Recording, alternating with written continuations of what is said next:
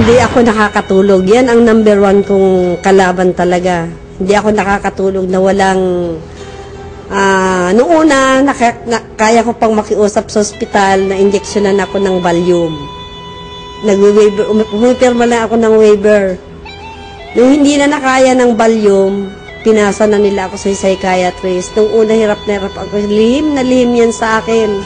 Kasi sabi ko, baka isipin nila, sira ulo na ako. Pero sila lang may capacity na magreseta ng pampatulog. Para kang mababaliw para ako, nag-mental block ako eh.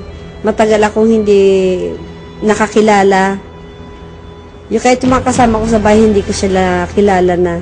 Start siya ng 2002. Doon ako nag-start ng balik-balik ako sa ospital. Oxygen, lahat na yan. Talagang parang lantang gulay ako sa ospital niyan. Balik-balik lang yan. Tapos, yun nga, yung ang pangalawang naging sakit ko, yung nagkaroon ako ng multiple gallbladder stone. Yung binigay po sa kanya na reseta is an anti-anxiety drug. So, pag din yun ay malakas, ang mataas ang dose, makakatulog ka rin. So, kasi nga, medyo marami na siyang pinoproblema, marami siyang masakit sa katawan, nag-worry na rin siya kung ano mangyayari sa kanya. Actually, iniisip niya na patapos na rin ang buhay niya. So, syempre, in the process po na gusto tulungan siya ng doktor, binibigyan po ng mga anti-anxiety, pampatulog, para medyo makalmante po ang pasyente. Kaya lang nga po, ang nakikita, pagka binigyan mo lang ng anti-calmante, yung tao, at hindi mo naman tinanggal yung toxins na nandun sa brain na dahilan kaya hindi siya makatulog, o yung stress na nakasubject lahat yung kanyang organs, hindi po gumagaling ang tao. Dumadayo lang ng dumadami ang gamot kasi hindi na tumatalab yung mga gamot. Kasi ang kailangan po kinokorek, ano ho yung punot dulo nung kanyang sakit.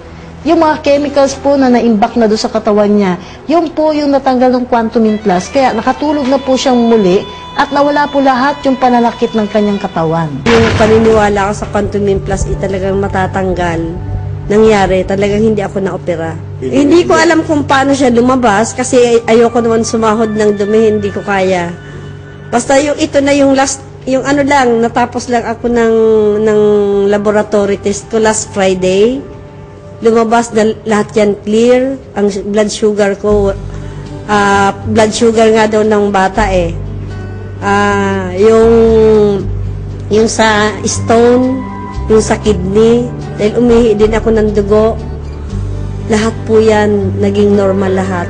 Kaya talagang grabe ang pasasalamat ko. Tapos yung hemorrhoid ko, gumaling din, hindi na rin na-opera. Kasi talagang malaki na eh. Pagka hindi ka makadumi, mas lalong hirap na hirap ako. Ngayon, wala na siya. Si Mrs. Lactau po kasi, kung i-review po natin yung kanyang lifestyle yun ng mga rich at may kaperahan. So, syempre po, ang pagkain, mas madami po yung toxic kasi puro po sa labas ang kain nila, mas madami ang karne, less of the vegetables po. Tapos po, siya po yung isang tao na mataas po ang level ng stress kasi napakasipag po niya na babae. So, pagka ang stress ang ating laging bit o kiyakap-yakap, unti-unti nasisira ang ating katawan. Kaya dumating po doon siya sa point na hindi na rin niya maintindihan bakit hindi na siya makatulog, bakit humina na siya ng humina, bakit buong katawan niya masakit, bakit lagi siya naghihilo. So, lahat po iyon ay natulungan po siya ng Quantumin Plus dahil na-detoxify po sa katawan niya, natanggal lahat ng toxins na nandun po sa katawan niya at naipon ng ilang taon. At yan nga po yung kanyang palabas-pasok po sa ospital na hindi pa rin makita kung anong problema, yung Quantumin Plus lang po ang talagang nakatulong para mag-normalize po yung system niya at ngayon po hindi pa po siya nauospital din kahit minsan at napakaganda doon ang pakiramdam niya na para din daw po siyang bumata ng ilang taon.